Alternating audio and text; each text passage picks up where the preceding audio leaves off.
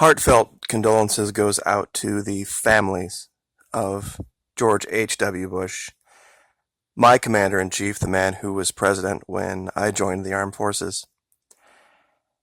He presided over a very difficult 4 years. We had a conflict in this hemisphere. We had one in another hemisphere that has, even to this day, reverberated and caused a great deal of loss of life. And for those of you who are so perfect that you wish to point fingers about decisions that no one should have been forced to make, please continue to comment. It gives me the opportunity to block you. And I've said it before, I'll say it again. Really wouldn't care if the channel went down to 2 subscribers, as long as I know that I spoke the truth. And I'll continue to do it. But it relates to a video that I was already set to do when the news announced of his passing last night. You see, a lot of people, they remember the big quotes about read my lips and all this kind of stuff and the 1,000 points of light and the New World Order, but they don't remember this one. That the man had vision, and the man understood the direction our country was going. And if we go back even a little bit farther to the Reagan era, we see this. You see, this is a Venezuelan F-16. Now, you'd have to sit back and think, wait a minute, why do the Venezuelans have F-16 A and Bs?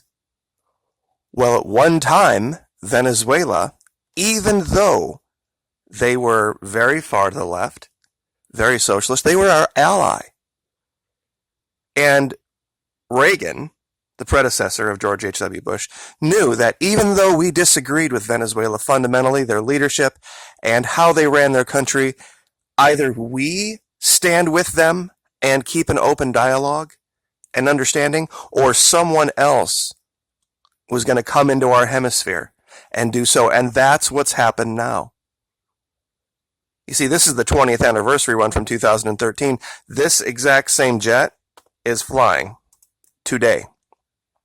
And this is from Info Defensa. This is the 35-year anniversary of that group of F-16s. Venezuela was the first Latin American country to get a top flight U.S. air asset like this. And I'll link this article. You can read it for yourself. It wasn't because we agreed with them. You see, the president at the time was Luis Herrera Campins. Now you'd think, gosh, you look over here and, let me get the camera right. We're all familiar with the right side of this chart with Maduro and Chavez, but we're not very familiar with the left side of this chart. This is Campins down here. Now you think, oh, well, he must have been pro-U.S. He must have been, pro-free market and all that. No. In fact, the 2 parties that were running were every bit as far to the left as Chavez is today. COPEI, the Social Christian Party, the Green Party, Christian Democratic Party, and then Acción Democrática after this. If you read through here, and I'll link this as well, you can find that he had a very heavy-handed, and this is the man over here,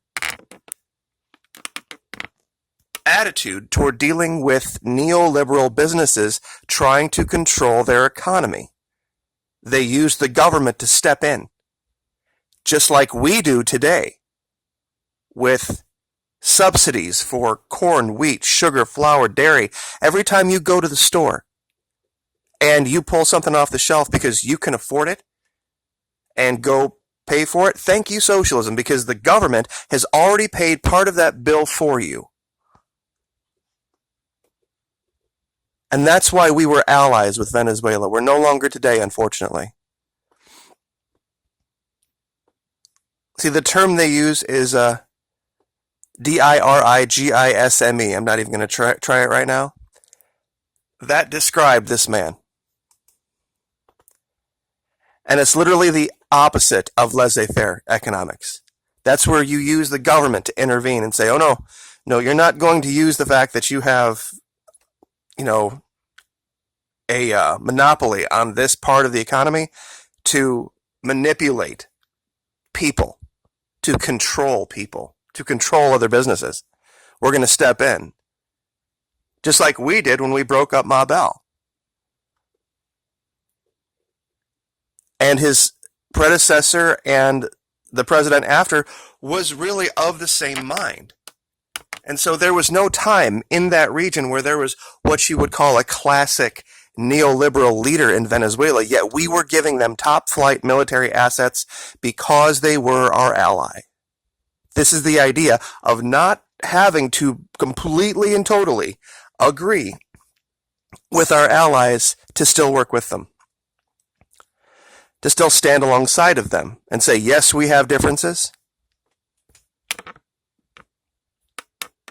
but we're still going to be allies. You see, I brought this picture up to show you all of these people who are recipients of big farm subsidies. So that when you go to the store, you go down to your local 7-Eleven, you're swinging into a Quick Mart to grab some milk or grab a soda or chips, anything, corn, wheat, sugar, dairy, soy, anything like that. When you see that price on the shelf, that price is there because part of the price has already been paid by the U.S. government for you. Now, this guy tried to be a bit of, his name's Jaime Lucinchi, move their country toward capitalist policies. And unfortunately, that's the purple line here. This is him. And then the guy who was in charge before here, to the left, took over here. It came back down for a minute, but then everything fell apart. This was Caldera. And then finally, Chavez took over and kept things pretty much at a low boil until his passing in 2015, and we've covered that. But that's what I wanted to talk to you about today. That we have had allies in the past we didn't always agree with economically, socially, but we worked with them. We didn't even give these to the Colombians, but we gave them to the Venezuelans.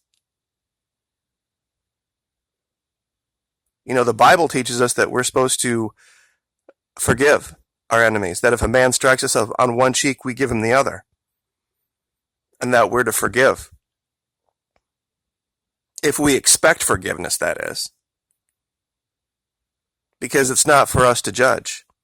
I've not walked one step in George H.W. Bush's shoes, nor did I walk one step in Hugo Chavez's shoes, or Nicolas Maduro's. And if you're going to be the type of person that's going to always second guess, especially when the man's on their deathbed, or have already passed, that's pretty anti-biblical.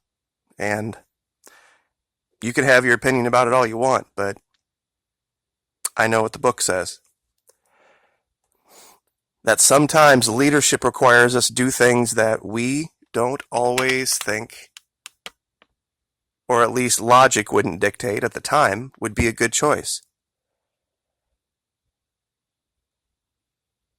You can go all the way through the Bible and you can find all sorts of opportunities for teaching where sinners, tax collectors, Roman centurion, harlots, all played a role.